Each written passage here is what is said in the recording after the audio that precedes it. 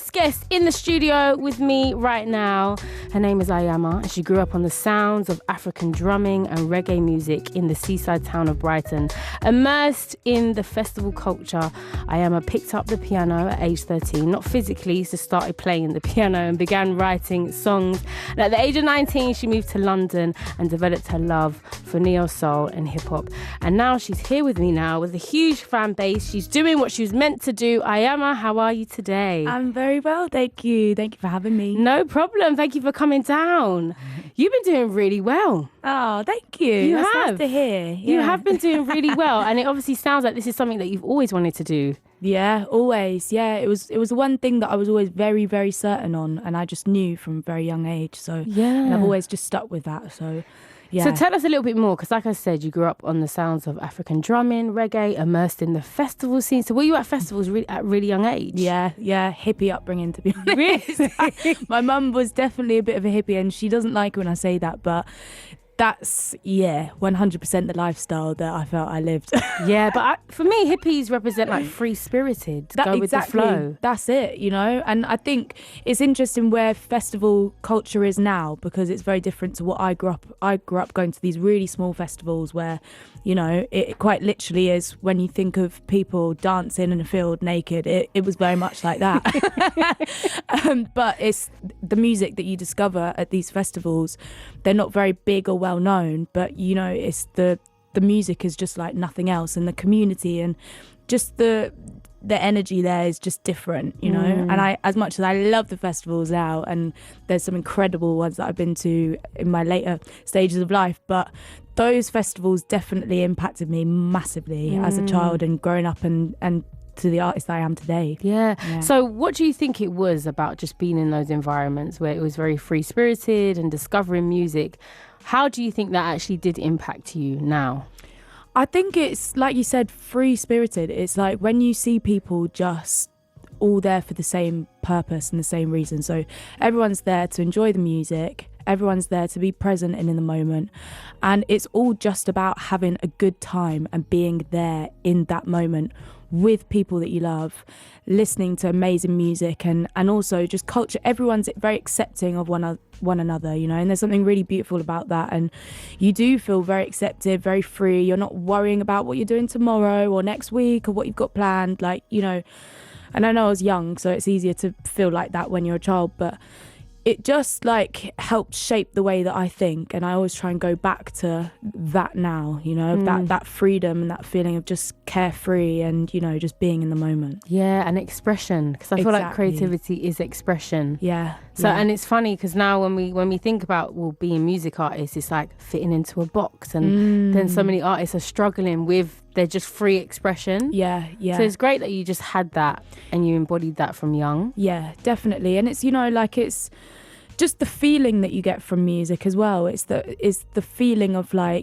everyone in one place feeling the exact same thing, and that's something that I always just clicked to me. I was like, that's what I want to be able to do is bring people in a room together and feel an emotion and all feel together in that moment. It's such a powerful thing. It is. So you started playing the piano at age 13. Yeah. What inspired that? Why that age? So I actually moved out of Brighton for high school, 5 years of my life, which I felt very isolated actually, because Brighton was everything to me and everything that I knew growing up. So when I had to move out of Brighton, I felt very I didn't really know, I had to start a new school, meet new friends, all of this stuff. So when I turned to the piano, even though I was singing already, it gave me this sort of place where I could get all my feelings and thoughts down, and it was also, I don't know, it gave me the ability to be able to be self-sufficient, I guess, and be able to write songs in a way where it was just me and myself and the piano, and it let out all of these emotions, I guess, that I struggled to sort of communicate with the people around me at the time.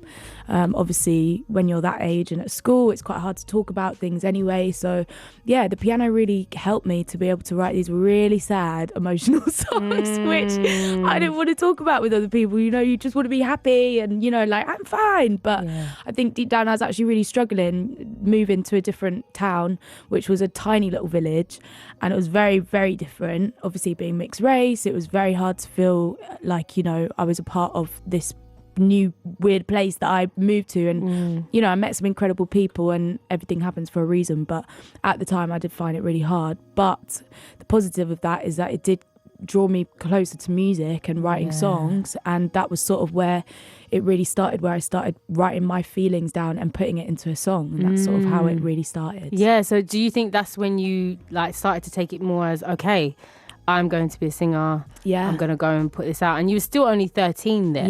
Yeah, definitely. I think it's because when you feel like you know, I didn't have my hometown anymore. I wasn't in Brighton. I didn't have my friends. I moved to a new school. Everything felt new and like different.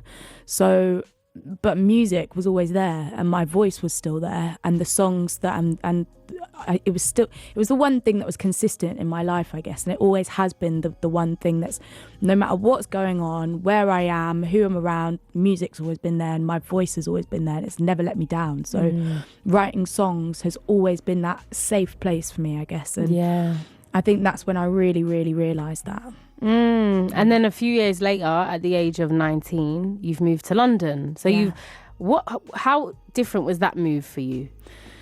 I think by that point, so when I was 19 and I'd had a year off, I'd moved, you know, I'd gone to college and I'd moved back to Brighton. So I'd had a couple years back in Brighton. By that point, I was kind of ready for the change at this point, because I think change had been such almost like a thing that I'd gotten used to by this point. So when I moved back to Brighton, it was almost like I was so relieved to be there, but at the same time I was like, well, it's not really the same anymore. And although it used to feel like my home, and it always will be my home, I'm different. I've changed. I've been through loads of things which my people in Brighton haven't understood.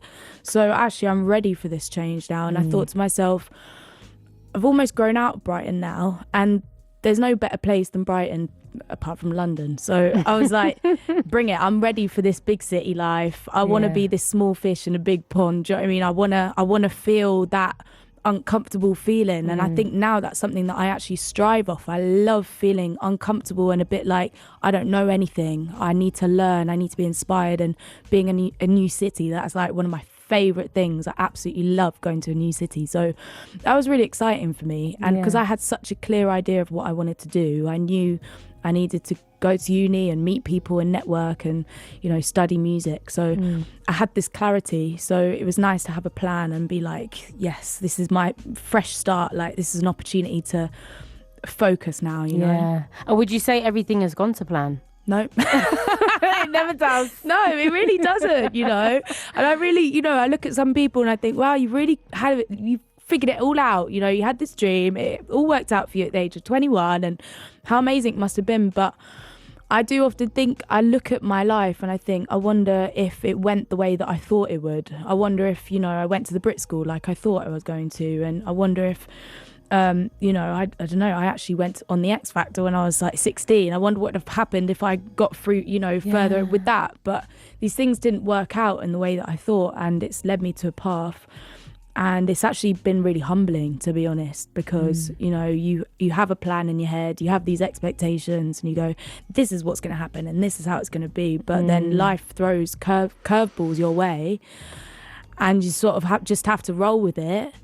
But actually, rather than trying to, I think for a long time, I was quite angry, and I was a little bit like, why, you know, why me, you know, and I was very in victim mode. And I think, you know, in the last couple of years, I've been very like, okay, I need to like accept how my life has gone, and I need to be grateful, because actually incredible things are happening. And if I'm in this headspace of why me, blah, blah, blah, then I'm not going to see all of the amazing things that are going on and all the things that I am achieving.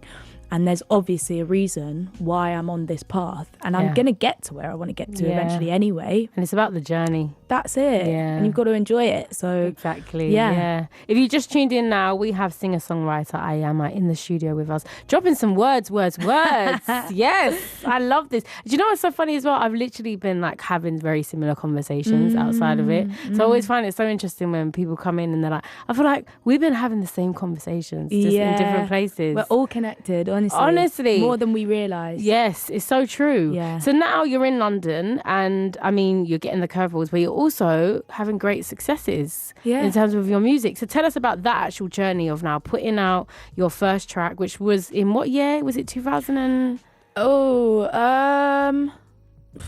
I mean, 2018 maybe. I think 2019 it came out. So how was that for you then? It was amazing. I mean, the first song I put out, it was with incredible people, and I was always very clear on I've always been like this. When I get an idea of a project, I'm like, this is exactly how I want it to be. What doesn't quite go, it doesn't quite work out how you think it's going to come out. So, you know, whether the production gets delayed or, you know, the visuals gets delayed or something happens, but the songs always sort of just come quite clearly. So I've been so lucky with the responses that I've got from my music. I mean, Cryptic Love, that instantly just got such a positive reception. So I'm so grateful for that. And that's why I've continued doing it, because not that I do it for people's feedback or validation, but just knowing that people appreciate it, and you know, it tells me that I'm doing something right. So that's why I keep doing it, you know. And the thing is, your lyrics are so honest and raw, and people can relate to them.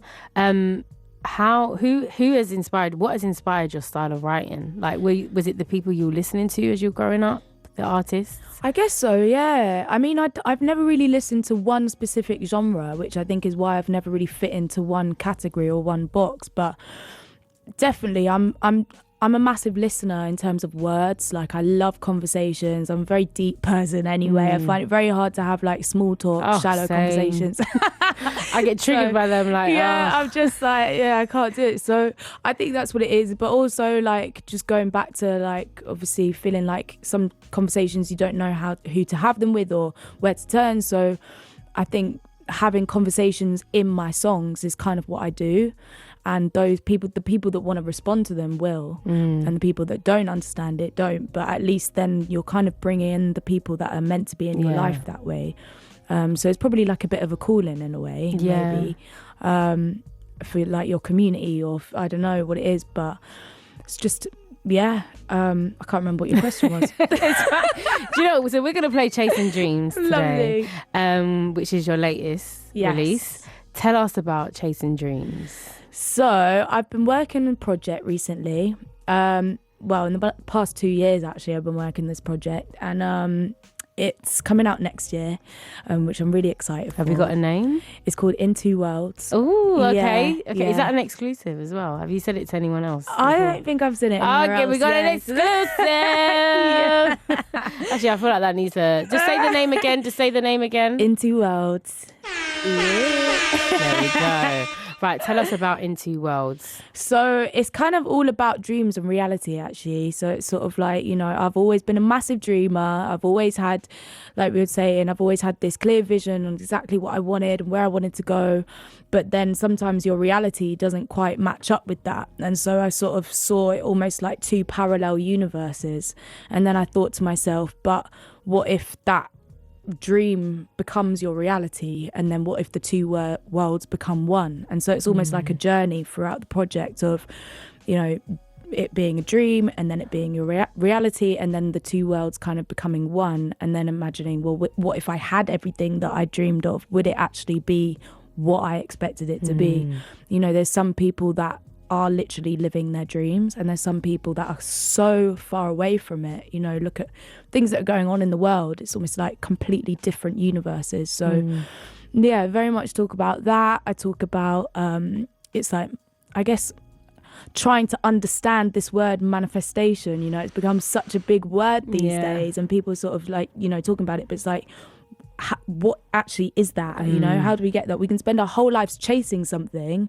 It might not actually exist. Do you know what I mean? Or you might already be in it, but you can't see it. So there's a lot in this project that I talk about. And I mean, even after writing the songs, like thinking about the visuals and explaining it to other people, I realised how many messages are actually in this project that even I didn't realise until I've gone back and reflected on it all. Even though you wrote it. Yeah. My songs teach me. It's like your past self is teaching your future self. Exactly. And it's like, even though I've been working on it for 2 years, I think I probably wouldn't have been ready to release it 2 years ago. So it's taken me this long to truly understand like everything that's within these songs. So I'm excited for it to come out. Yeah, it sounds like a bit of me as well. Because especially the word manifestation. Yeah. I remember at some points I used to say it and I used to think, I actually don't know what what is it? What does it actually mean?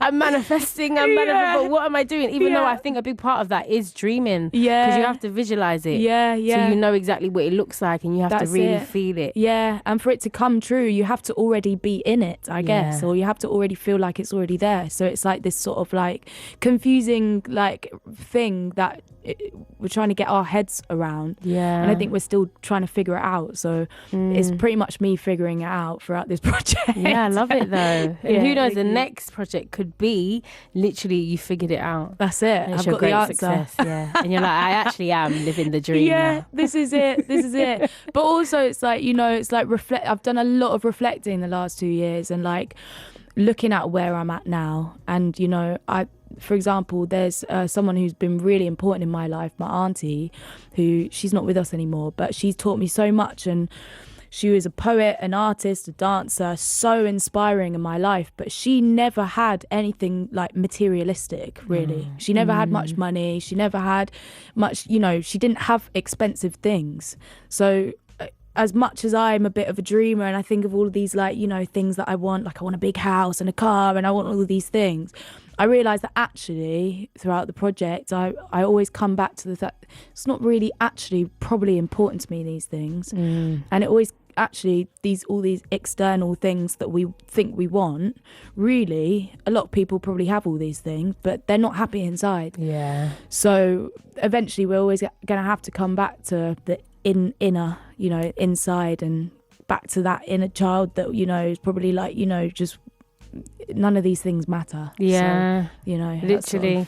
Lauryn Hill said it, how you going to win if you ain't right within? Exactly. And she always says it. She always knows what to say. She always says it. That's it. Right, we're going to play your track now. Just before that, where do we go to find you and follow you and I guess follow your dreams? You can follow my dreams and see them all come into reality. Yes. So my name's IYAMAH. It's IYAMAH. _artists. That's Instagram. I'm rubbish on Twitter, but I mean, who knows? I might have a moment where I suddenly become. Yeah. So, but Instagram's probably my best one. Okay. Yeah. And do you have any live performances coming up? I do. Yeah. I'm playing at Amira on the 20th of November. Oh, amazing. So come there. Yeah, it's a charity event for youth music. And I'm currently booking a tour at the minute. So yeah, there's a lot of things that are coming up. Can't say the dates for that right now, but there's a lot coming, and obviously the project's coming as well. So it's exciting times. Amazing. So we go to your Instagram to follow it. Yes. And I'm playing. Actually, I've got Coco in December, the 3rd.